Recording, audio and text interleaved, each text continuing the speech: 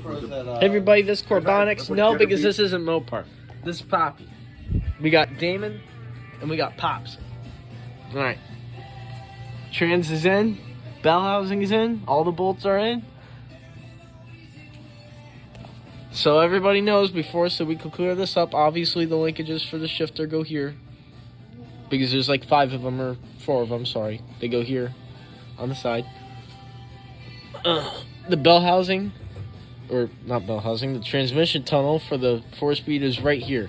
So this lip, where you see it's going to be where it sits. So we're going to cut. This is going to be all cut out.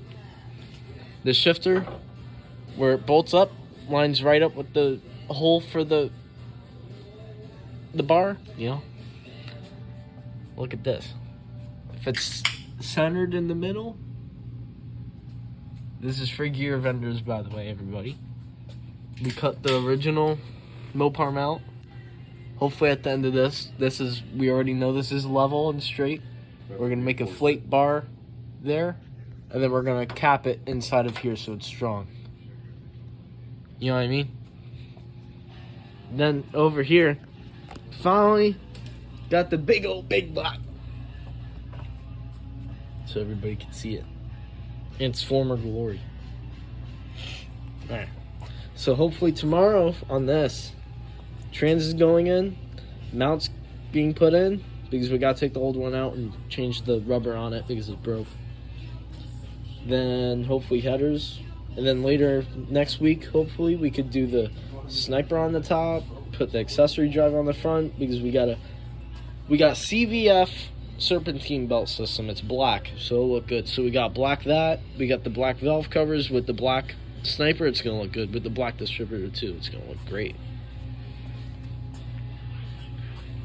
We also got the hold on, let me see. We got the Schumacher.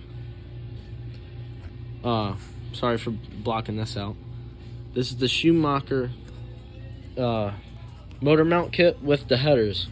So it's a tri-Y shorty header to fit and work. And this is his mount. It's beautiful. Bolts up here, here, and then down there. And then you use the factory pads. But this came out great. This came out amazing.